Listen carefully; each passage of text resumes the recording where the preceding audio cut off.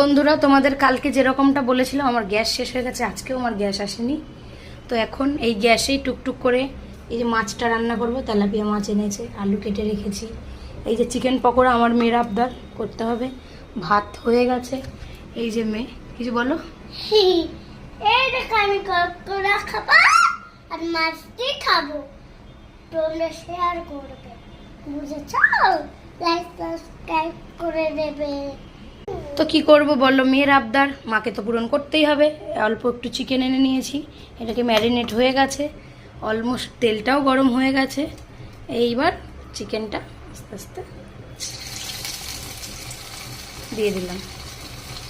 বন্ধুরা, এই যে পকোড়া ভাজা কমপ্লিট। এইবার মাছের ঝোলটা বসাবো। এই যে পকোড়া হয়ে গেছে, আর একটুখানি বাকি, বেশি মাংস আনেনি, অল্প করেই এনেছিলাম। বন্ধুরা, মাছ ভাজা কমপ্লিট। এইবার মাছের ঝোলটা বসাবো। একটু কালো জিরে ফোড়ন দিয়ে মাছের ঝোলটা একটু অন্যরকম করছি। একটু পেঁয়াজ দিয়ে দিয়েছি হালকা করে, কালো জিরে ফোড়নের মধ্যে। পেঁয়াজটা হালকা করে ভাজা হলে এবার আলুটা দিয়ে দেবো।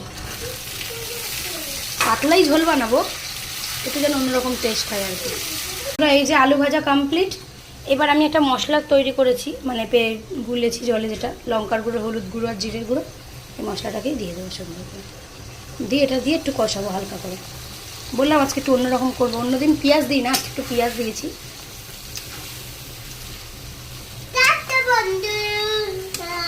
বন্ধুরা, মশলা কষানো হয়ে গেছে মাছের ঝোলে।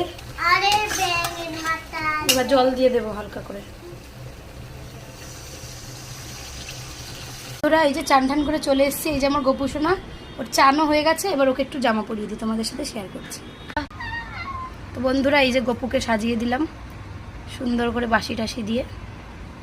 তো আমার গপু সোনাকে কেমন লাগছে তোমরা সবাই কমেন্ট করে জানিও কিন্তু অবশ্যই। দেখো কি সুন্দর একটা বাসি ওর, আর মুখটা কি সুন্দর মিষ্টি। আর ড্রেসটা দেখো কেমন লাগছে, আমি এটা কিনে নিয়ে এসেছিলাম গপুর জন্য। তো বন্ধুরা, তোমাদেরকে যেমনটা বললাম, এবার গপুদেরকে খেতে দিচ্ছি। চলো খেতে দেওয়ার পর তোমাদেরকে শেয়ার করছি। তো বন্ধুরা, এই যে আমার পুজো দেওয়া কমপ্লিট। এবার গপুর জন্য ফল আনবে আমার হাজব্যান্ড, আর আনলে ওকে ফলটা দিয়ে দেবো। পুজো দেওয়া কমপ্লিট। চলো এবার তোমাদের সাথে পরে কথা বলছি, মাথা টাথা হাজরে কথা বলছি। তো বন্ধুরা, এই যে চান টান কমপ্লিট, পুজো দেওয়া কমপ্লিট। এখন একটু বসবো, এখনও লাঞ্চ হয়নি। তোমাদের কে কী লাঞ্চ খেলে একটু জানিও কমেন্টে। আমাদেরকে যেরকমটা দেখিয়েছিলাম, এই যে মাছের ঝোল কমপ্লিট। এই বাটির মধ্যে একটু চিকেন পকোড়া আছে, আর এই যে ভাত, সাদা ভাত, মাছের ঝোল আর চিকেন পকোড়া। এই আজকে আমাদের লাঞ্চ মেনু। সুস্থ থেকো, ভালো থেকো, একটু পাশে থেকো। এই অবধি ব্লগটা এন্ড করলাম। বাই, টাটা, সবাই ভালো থেকো, লাইক সাবস্ক্রাইব।